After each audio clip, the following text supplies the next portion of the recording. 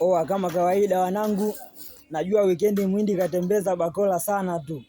Mwenyezi kushare kodi, nitaka hizi bakola ni zile peke yangu. Sema wagwani namba hii kushuka chini kama kawaida tumeingia ku deposit, tunakiamsha tena.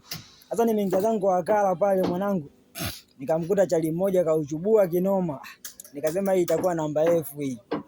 Ila ile nisionekane nacheka msibani, mwenyewe nikanuna. Kang'ata meno pale.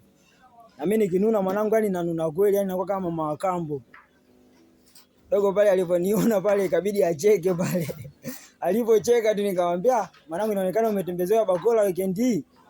Danja akaanza kufunguka pale. Mwanangu, weekend ile Jumamosi nimetia 20, kesho nimesoma mpaka 300 mwanangu nikaiacha. Dakika ya mwisho mkeka umekuja kuchanika. Nikamwambia safi. Huku nacheka cheka pale dogo anambia, "Mwanangu unacheka mimi nimeliwa." Kaambia kawaida mzee wangu. Akaniambia sasa unacheka nini? Nikamwambia mimi ninachocheka nakwambia safi. Dogo hujapokea rushwa. Maana kesho ni kama rushwa ambayo mwindi anakupatia ili usimbabue.